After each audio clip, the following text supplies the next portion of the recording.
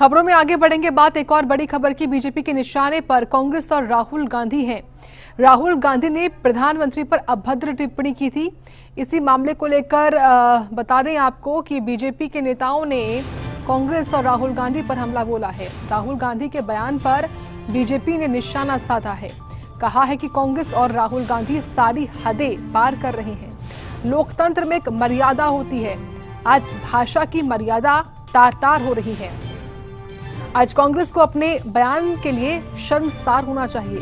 कांग्रेस आज गाली वाली पार्टी बन गई है। देश के प्रधानमंत्री के खिलाफ अभद्र भाषा स्वीकार्य नहीं। तो बीजेपी नेताओं ने कांग्रेस और राहुल गांधी पर हमला बोला है। कहा कि लोकतंत्र में एक मर्यादा होती है।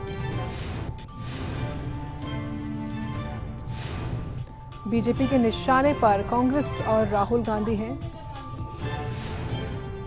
राहुल गांधी ने प्रधानमंत्री पर टिप्पणी की थी, इसी को लेकर अब बीजेपी नेताओं ने राहुल गांधी कांग्रेस को घेरा है।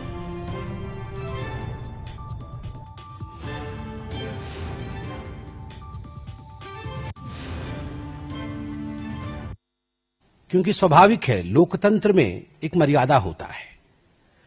लोकतंत्र में मुझे याद आता है सुषमा जी की वो बातें, जब उन्होंने सदन में कहा था कि हम शत्रु नहीं है, हम विरोधी हैं, विचारधारा के विरोधी हैं, हम शत्रु नहीं हैं। और किस प्रकार की भाषा का प्रयोग हमारे नेता करते रहे हैं, ये हमने देखा है। और आज जब भाषा की मर्यादा तार तार हो रही है, आज जब माननीय प्रधानमंत्री जी और प्रधानमंत्री जी की 100 वर्ष की मां, जो आज हमारे बीच में नहीं है, जिनका लगभग 100 वर्ष की आयु में स्वर्गारोहण हुआ, उनके ऊपर जिस प्रकार की कटुता, जिस प्रकार की अश्लीलता और जिस प्रकार की भाषा का प्रयोग किया गया है, मुझे लगता है शर्मसार आज उस पार्टी को होना चाहिए जो पार्टी कभी अपने आप को भारत में स्वतंत्रता संग्राम से जोड़ती थी। वह पार्टी जो अपने आप को स्वतंत्रता संग्राम से जोड़ती थी, वो गांधी जी की पार्टी थी। और आज जो स्वतंत्रता संग्राम से अपने आप को तथाकथित रूप से जोड़ती है, मगर आज गाली वाली पार्टी बन गई है, वो महात्मा गांधी जी की पार्टी नहीं है। वह तथाकथित नकली गांधी परिवार की पार्टी है। दिक्कत तो इसी बात की है ना कि जिस भाषा का ये लोग इस्तेमाल करते हैं, राजनीति में मतभेद होंगे और वो स्वाभाविक है। और भारत जैसे लोकतंत्र में जहां पे इतनी विविधताएं हैं, जहां पे इतने राजनीतिक दल हैं, हर किसी का अपना पक्ष होगा, हर किसी का अपना मत होगा। पर अगर मतभेद की परिभाषा शब्दों की मर्यादा को गिराना है, तो ये कतई भारत जैसे लोकतंत्र के लिए उचित नहीं है। और मैं कतई इसको स्वीकार नहीं करता हूं। मैंने हमेशा कहा है कि राजनीति में भाषा की मर्यादा का पालन करना होगा। और भारतीय भाषाओं की खूबसूरती है भैया, इतना बढ़िया शब्दकोश है भारत की हर भाषाओं के पास कि आप बड़े से बड़े विवादित विषय को बड़े से तीखा वार आप मर्यादित शब्दों में कर सकते हैं।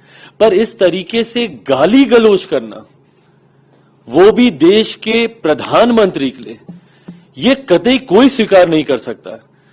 भाई मेरे प्रधानमंत्री हैं, वो हमारे देश के प्रधानमंत्री हैं। वो अगर आपको उनके किसी विषय को लेकर ऐतराज भी है, तो आप अपने पक्ष को रखिए ना, पर मर्यादित होकर उस पक्ष को रखिए। आप हमारी नीतियों को लेकर हमें घेरने का काम कीजिए, आप हमारे कार्यों को लेकर हमें घेरने का काम कीजिए, पर यह कौन सी परंपरा की शुरुआत है कि आप गाली गलौज करेंगे?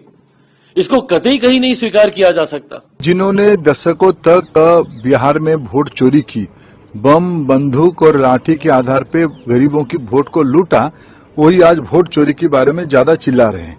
ये लोग फ्रस्ट्रेटेड हो चुके हैं। आज तो सारे हद पार किए।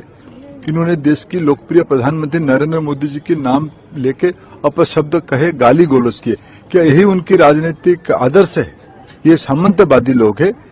इनकी पैर के नीचे से जमीन जा चुकी है, बौखला गए हैं। देश को अव्यवस्थित करने का, देश में अव्यवस्था फैलाने का,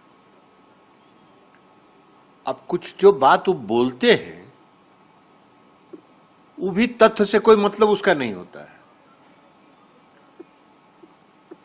जब नरेंद्र मोदी जी गुजरात के मुख्यमंत्री थे और गुजरात में चुनाव हो रहा था,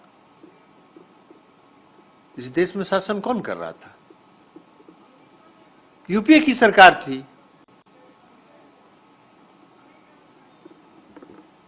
तो मोदी जी कैसे चुनाव वहां वोट चोरी कर लिए? वास्तव में सच्चाई यह है कि राहुल गांधी जी और विपक्ष के लोग ये जो चाहते हैं कि वैसे लोग इस देश में मतदान का अधिकार मिले, वैसे लोगों को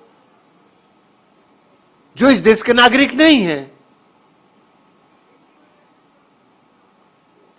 और उसमें जगह जगह अगल बगल के देशों से जो विस्थापित हैं, उनको किसी न किसी प्रकार से इन लोगों ने वोटर लिस्ट बना दिया, वोटर बनवा दिया। अब ये चाहते हैं कि वो फर्जी वोटर जो हैं, जो इस देश के नागरिक नहीं हैं, वह भी वोट देने का उनको हक रहे। और इसी के लिए ये सारा ड्रामा घूम घूम के कर रहे हैं।